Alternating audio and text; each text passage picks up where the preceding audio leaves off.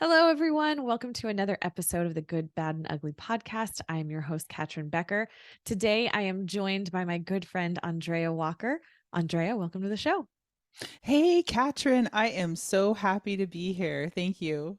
Absolutely. Andrea and I met a few months ago, and by crazy situations, set of circumstances, and quickly just really bonded over our love of learning and understanding more about who we are on a deeper level. And to that point, Andrea is an incredible coach for a modality called the Gene Keys. It's an incredible new way to help understand who you are. So if you've ever heard of like human design, this is like human design, but so much better. For All me. respect to the human For me, design people. exactly. I human design didn't work for me or didn't resonate with me. I tried, and Gene Keys has worked in a totally different way, and so I'm so grateful to you for introducing to me and all of the amazing growth that we've both experienced as a result of diving deeper into that. Go ahead. I was just going to say, it's really been divine intervention that our paths crossed, Catryn. You're so amazing, and it's been such a delight to get to know you and to share our insight with each other. So I couldn't be happier to be here. Likewise. We just geek out when we get together. I mean, full transparency, we talked for like a full 30 minutes before we even started recording this. We had It's to get it true. out of the way. But Yeah.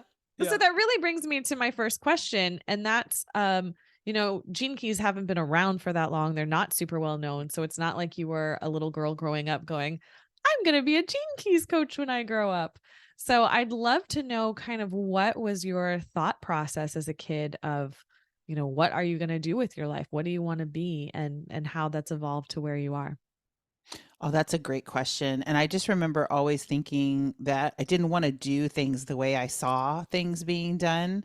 I actually wanted to be an artist, which I still really love. But I just knew even as I got older, I just didn't want to do things the way I saw people in these kind of jobs, that they just did so they could get free to go do the thing they really wanted to do. And I've always been interested in the other side of life, the meaning of life, digging deep into why are we here? What are we doing? So it's been a really long path that would take us hours to really dive into. But long story short, they found me about 2 years ago, and it was so clear after all of the searching I've done, after all of the learning and the digging in and the diving deep, that this was a home for me of such powerful information and such a powerful tool that I just really didn't need to look any further for what I wanted to work with. I think that's such a great point for all of us, finding our meaning, finding, the ultimate question, why are we here?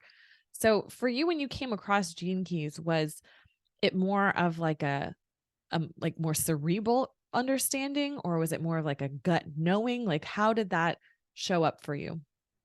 Oh, that's also a great question. And honestly, it was both. It was combined, which is the most powerful things, right? When they come across and they hit you on all levels. I was resisting it for a long time. I definitely am always pursuing multiple things, multiple works and books and lineages and teachers. And it just kept coming into my radar over and over. I was like, okay, all right. As soon as I dipped my toe in, it was like whoop, full on. I was obsessed. And it's really a language of words as symbols. It is definitely great for me because I love words, because I do love that intellectual approach. But then it doesn't stay there. It goes into the body really fast. It goes into your lived experience. It goes into how you move through the world really fast. And so it was kind of all levels. I completely can relate to having so many different places pulling your focus, different things that you're intrigued by that you want to learn in. And I know for me, it's been a struggle to really rein that in and to pull it into to focus on maybe just, one or two, three things, maybe three things. How was that for you? Um, just in general in life?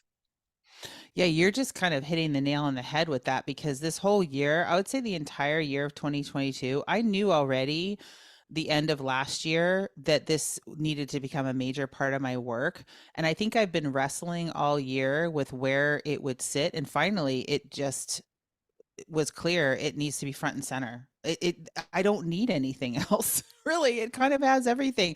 And I have a lot of other modalities. I came from the world of being a nutritional therapy practitioner, being a life transformation coach, lots of other tools in the toolbox. But this is a vehicle that is able to contain all of that and also able to stand on its own.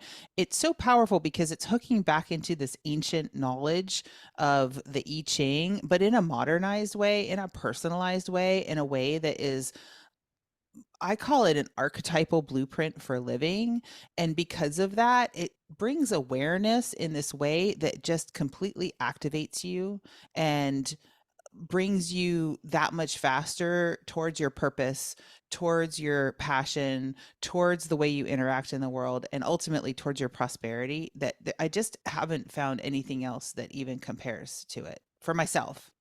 And that's what I would say is we all have different things we're going to be working with, but there's that moment. It's kind of like that moment when you meet the one, that whole story, it's kind of like that in my intellectual world. Like there just was no question as soon as I was into it that this was something that felt so right and felt like I could convey this in such a familiar and comfortable way that it really was a home for my work.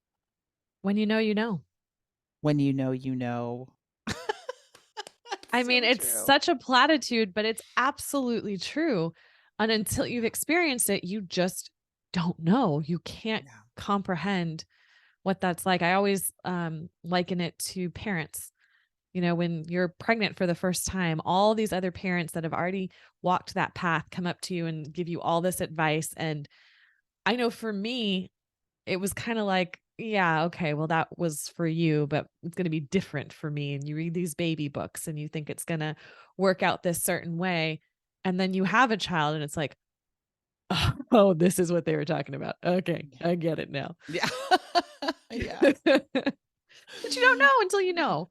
Yeah, it's true. And I did have to go through some of that painful process of simplification for those of us who like to have the lots of shiny objects and lots of things. But it just became clear, and with some really good guidance. I really believe in coaching, and so I have my own coaches as well, and just some good guidance. It just the other things just kind of fell away one by one. And as soon as I got really clear and was putting that message out, just a whole new energy opened up in what I'm doing. I 100% believe in coaches and having those mentors and people to help guide you along the way. Has there ever been a moment where you were given advice from a coach and you resisted it? And how, if so, did that turn out? I'm laughing so hard because it's like every single time. That's not totally true, but I am a very rebellious recipient of information. And I think it's really important, though. Well, I will say this again. I can only speak for myself, but one thing I have learned this year is that I have to be in integrity with my own inner voice. I have to be the final word on what I decide to do. And there are times in the past when I haven't and it doesn't work out.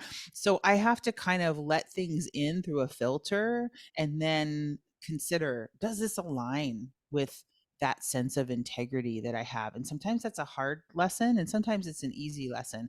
I will say that I have incredible coaches and I'm so grateful for their coaching. And the best coaches, I think, always recognize the sovereignty of their client and understand that it's this delicate dance of providing insight, providing tools, but also recognizing that sovereignty in their client and in Mm. fact supporting it because we don't get anywhere without owning our own unique brilliance.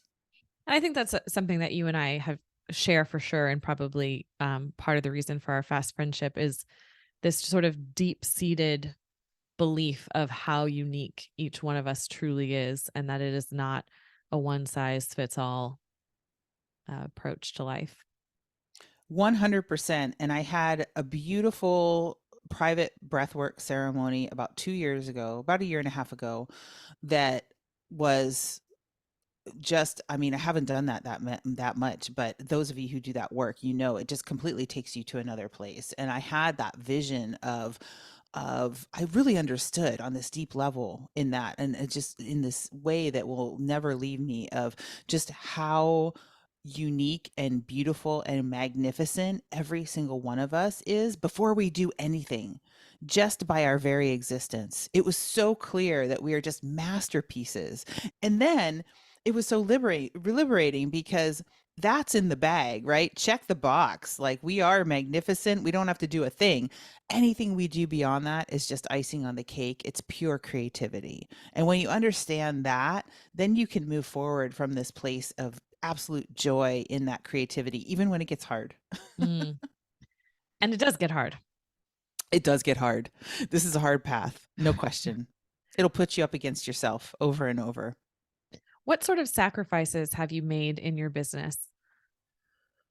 Whew. I know you're asking that, and you also know it really well. This is not an easy path. This path of coaching, this path of committing to serving at a high level, to serving transformation. It is one that requires a tremendous sense of faith that you're on the Mm, right path. It's one that requires a tremendous amount of time. And my dad used to always say, it's great to work for yourself. You can work as much as you want, but you better want to work a lot. mm, He was right about that. And it's true that we can get to a place of ease and flow. I 100% believe that, but we have to also go through all of the valleys of our own resistance, our own places that we need to grow. If we're going to support others in their own transformation, that means we need to walk that talk and commit to our own transformation. And that is a path that can be so challenging. And yet it's the only path I ever want to walk. So there is the commitment also, and the sacrifice of that you are not going to necessarily get the reward of another path that you might have walked instead of that, whether it's a conventional type of job with a wonderful salary and benefits, or whether it's more free time in your life to pursue things. It's a path of commitment to ultimately the service that you are here to give, and understanding that the reward that you'll get for that is going to be the side effect of an absolute 100% commitment to that main goal. mm. So if someone's listening in and, maybe they have a job, maybe they're thinking about coaching, they're hearing the whispers, the call that I think The all call. of us have heard, Yeah. and considering whether or not to answer that call, because it's a choice. It's a choice whether or not you answer that. What would what steps would you recommend for them to aid them in that journey of transformation to get to the place where they need to be for them so that they can serve themselves while serving others? Ooh, we could do about a whole 10 podcast series on that. Can we do that? Can we schedule that? Why not? I know we could do a whole program on that, right? It's my First of show. I can do all, whatever I want. right? First of all, how beautiful to be hearing that call. And also, I would just want to say, side note, there's nothing wrong with a job, in my opinion. I think it's amazing if that's fulfilling you. Fantastic. And thank goodness my amazing supportive husband has a job in the conventional sense, because that's really, I have the privilege to take the time to do this work. That being said, you have to, first of all, look at your needs and make sure you're covering your needs. Don't be jumping too soon, because that's going to make it tough for you to succeed. You have to pack your patience. You don't know where this is going to go. So do the best you can to provide a platform. Understand that you are going to fall and fall and fall again. It doesn't mean you're not meant to be there. It just means that it's one more piece.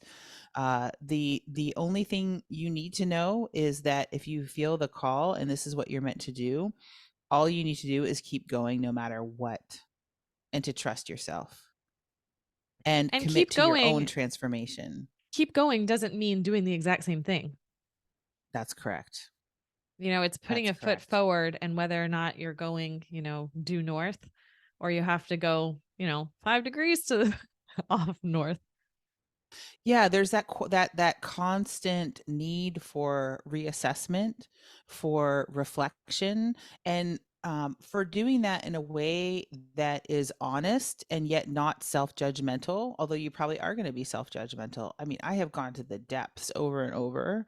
I'm finally getting to the place where I can, from a more balanced place, assess and make course corrections, but it hasn't always been the case.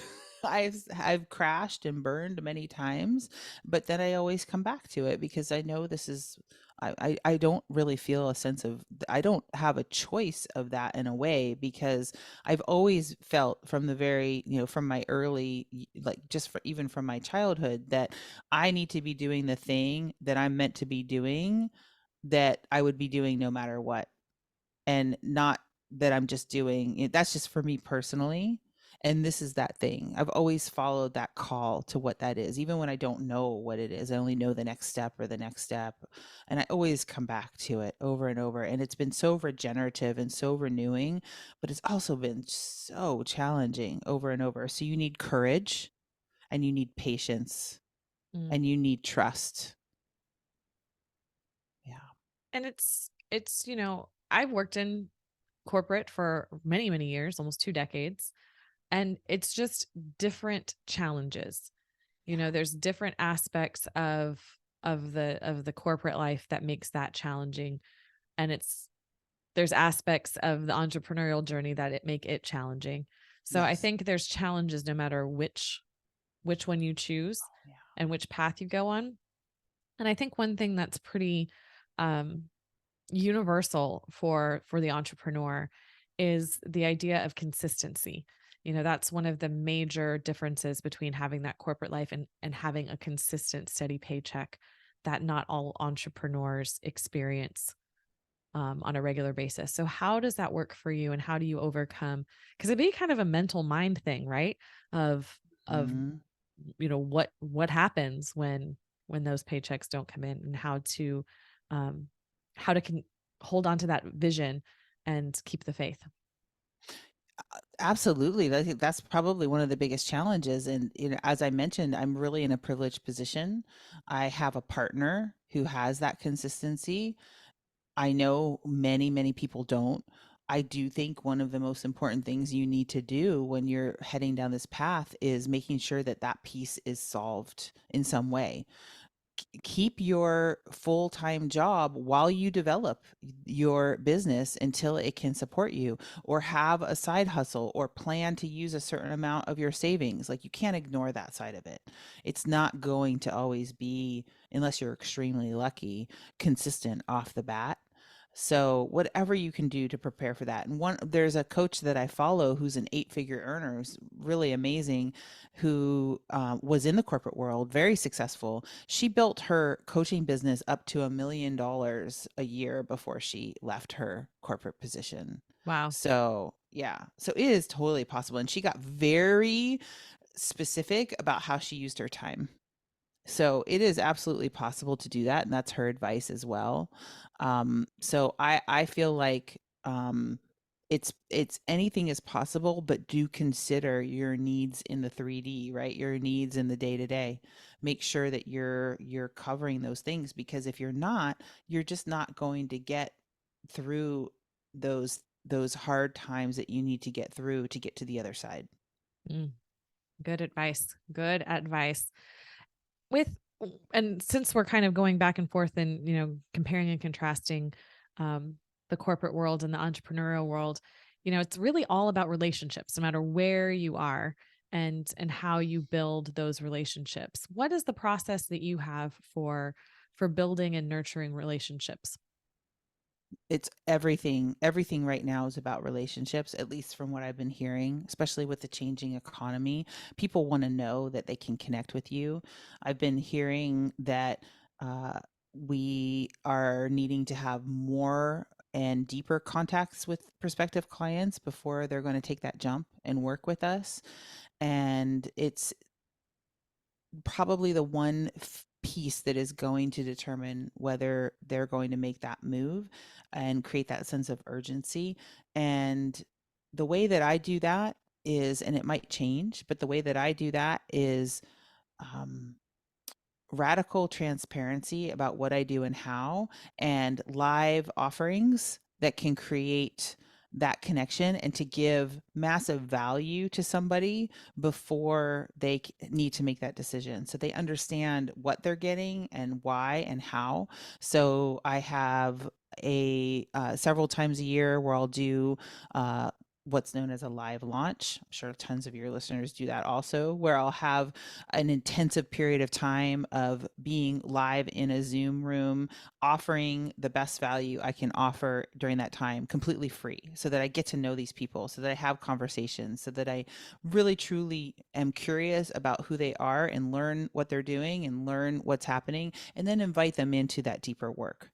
I think that's really important. And the other thing that I'm actively working with that I also think is very important, and this can happen on multiple channels, but some kind of very consistent presence that allows people to become familiar with you, Mm. whether it's a podcast or it's consistent posting on social media, or it's consistent newsletter, or it's consistent live talks, whatever your preferred avenue is.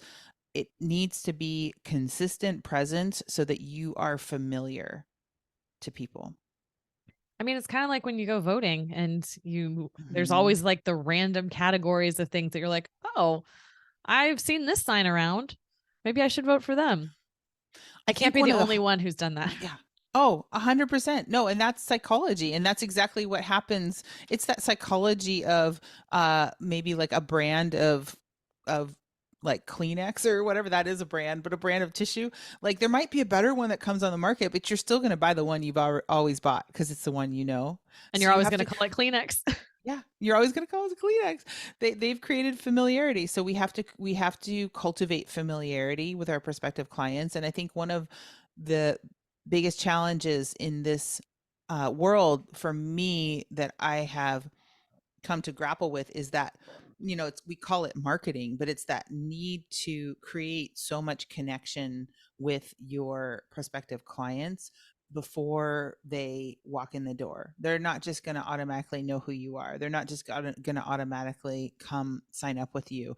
You have to put a lot of your effort and intention into that. And I try to see it as a way of serving, as a way of offering that transformation and value, rippling out in a way that is accessible to anyone, and that's also a way to welcome people in. It's definitely something that I had to grow into, and I'm still growing into. I still have tons of, what do they say in the corporate world, headroom. I have a lot of space for improvement in that, and any successes that I've had have been because of the efforts I put into that. Well, and knowing you, you're never going to stop growing. Never. And that's Never. why we get along so well. That's right. There's always more to learn. There's always more Always. that different ways that I can improve and get to that next level. And absolutely. Well, Andrea, I have really enjoyed our chat. I think, out of all the hours and hours and hours that we have spent together, I think this was so great to get to a whole different level and to really understand what an amazing businesswoman you are behind your incredible heart, and desire to really help people to understand their own heart and their purpose in life. So, thank you so much for sharing that with us today. Thank you, Catryn. It's an honor to be here. You are an amazing businesswoman as well. And I'm so grateful to know you and to be in your world. Oh, well, thank you. Well, before we wrap it up, is there anything that you would like to share? I mean, how can people connect with you? What's the best way for them to do that? There's two main ways right now. I would suggest that if anybody is curious to know how the gene keys can support their own clarity in their own entrepreneur path, that's what I do. jump in my Facebook group. I have a ton of free offerings in there. That's where I really, it's like a studio where I play and connect and give lots of value. And that's Facebook group. It's www.facebook.com/groups/radiant prosperity. And then on Instagram, you can find me there as well. And that is the Instagram, and the handle is Andrea J. Walker Radiance. And I'd love to see you all there. Yes, and we will put both of those links into the show notes as well to make it even easier for those to just click on the link and to find you. Thank you so much for the show, being on the show. I envision many more different podcast topics between the two of us to come up because this was really fun for me. Thank you, Catryn. All right. Take care, everyone. Until next time.